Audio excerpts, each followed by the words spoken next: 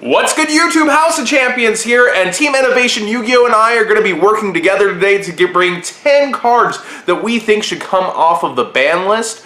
And I always look for positivity in other Yu-Gi tubers, and Innovation Yu-Gi-Oh! Really doesn't have much negativity towards the game and usually has a positive outlook, and so I'm really happy to be doing this with him today.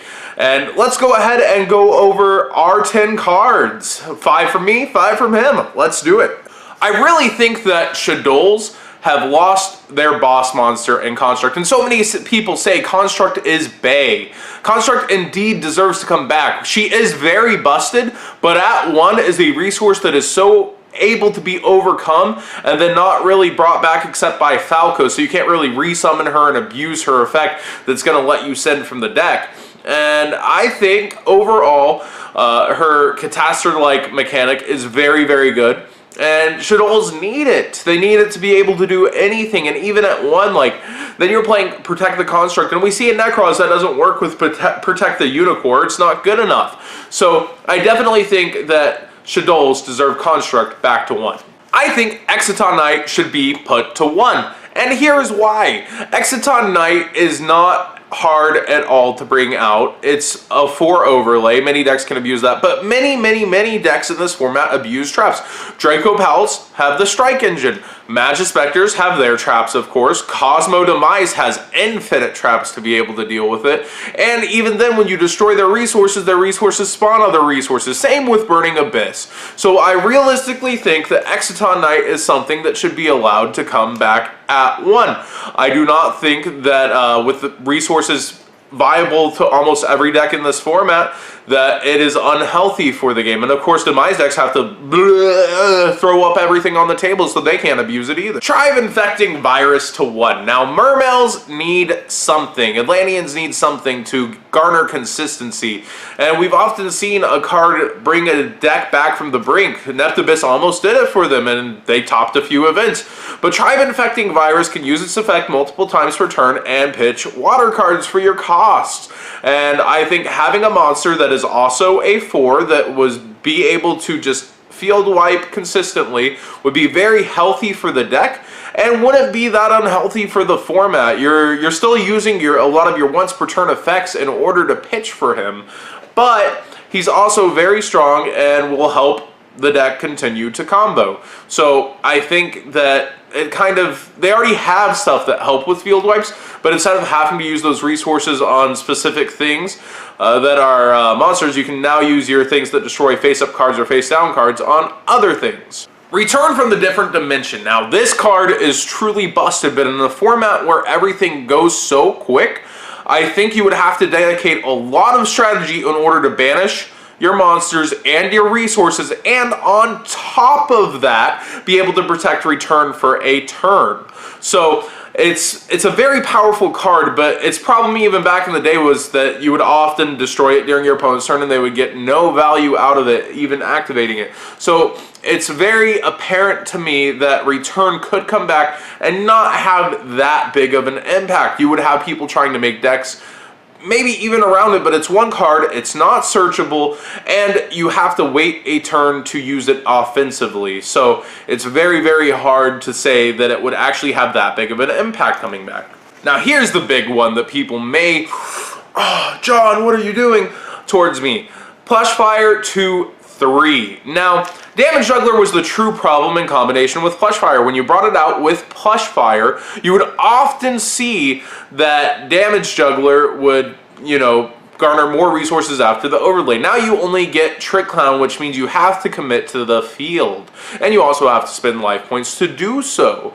And I think at 1 it would have no impact. At 2 you can finally luster it if you don't draw both together. But at 3 you're clogging your deck with it, and it can only get you certain things like Trick Clown. And without Damage Juggler to regain your resources, I think it's perfectly healthy and a fine searcher and a fine card. I don't think anything else really would combo with it. Like, your Wavering Eyes is gone too. Everything that helped it become a problem is gone. And I think Plushfire is pretty innocent. I think it could come back at 3. Alright guys, time to bring you guys my 5 cards I want to bring back from the ban list. So a lot of these cards might seem obscure to some, but a lot of these cards I feel should come off the ban list and aren't that really powerful anymore. Starting off with number 1, Stratos. Stratos is an important card to the Heroes archetype. Stratos is a card Hero players have been dying for ever since the release of the structure deck when we got Dark Law in the United States. And it's a card that we have not received, and I don't understand why. A lot of people are making an argument Heroes will be so fucking broken if we got Stratos back, and OCG has proved even with the help of Stratos, Heroes are not that great, especially in today's meta where we have things like Cosmos, Monarchs, and etc. I just feel like Hero players deserve Stratos because we can use that one Hero fusion guy that when he kills a guy to draw a card, and it'll add a lot more consistency to our deck. Number 2, I have Cyberstein. Now, Cyberstein is an amazing card that the OCG has been having at 3 right now. And in TCG, we haven't even got it back despite the fact that we had it banned since the mid-2000s.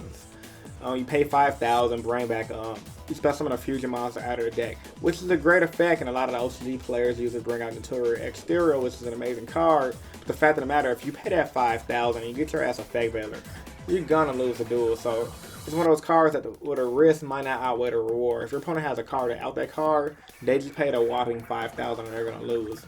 So with that being said, I would love to see Cyberstein come back just to see how it'll shape up in the meta, and I just want to play with the card and get the opportunity to see what the card can do over here in the space against decks like Cosmos. Number 3, I have Cyberjar. Now, Cyberjar is one of my all-time favorites. Effect-based reads for you guys that did not get a chance to play with the card. When it flips up, destroy all monsters on the field. Then your opponent reveal the top 5 cards of your deck for every level 4 or lower monster that can be special summoned. Special summon the monsters face down in defense position.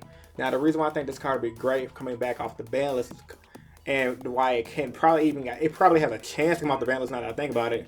We have the new Subterror archetype that can be abused in, and we have the Tremiz that it can be abused in. So overall, Cyberjar is just a solid card. Once again, just like Cyberstein, I want to see how it shapes up in the meta.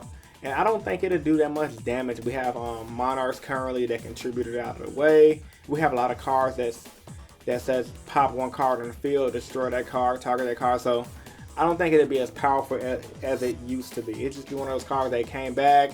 It's semi-good, but it's too slow to be used in everything.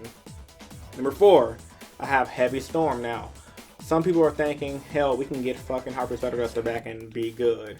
I personally think Feather Duster is like, maybe right now. We still want people to have a chance to use their rogue decks. So Heavy Storm is a great card to bring back to 1. I mean, it's pretty fair in my personal opinion. I never see why the card got banned. Destroy all spelling targets on the field. What is there not to love about the card? I feel like a lot of players needed to face off against decks like the Card of Demise decks, and decks that just like to hide on traps like Burning Abyss. I feel like Heavy Storm would be safe for the meta, and ultimately it won't do much because let's see, OCG.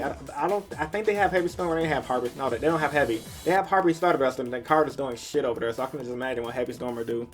And last but not least, I have Wind Up Zenmaity because Zenmaity is a card that it was banned for a reason, similar to the fashion that Plants got hit in at the start of the XYZ format. Konami didn't want an old deck to continue doing good, and I feel like right now, hell, I fucking say Insectors too. Insectors and Windups can get some of their power back, and I don't believe they'll be wrecking the meadows. I think Windups has Zenmaity at 2 or 3 in the LCG. Correct me if I'm wrong. And the deck ain't doing that high. Now, in my opinion, you can bring Zack Zenmaity to 3 and ban Wind Up Hunter, and you're good to go. So that way you don't have to deal with the Wind Up lose. But this was my list. Tell me what you guys thought in the comment section. Think about my list in the comment section down below. I'm gonna pass the mic back to Jonathan from House of Champions. Thanks for collabing, bro. Peace. So if you enjoyed this video with me and Team Innovation Yu-Gi-Oh, give it a like and let me know what you think in the comments about both of our picks, and let me know what you think on my channel about Team Innovation Yu-Gi-Oh. Definitely cool to finally do something with other tubers. You're going to see me doing this a lot more with other guys, so be sure to continue and check it out.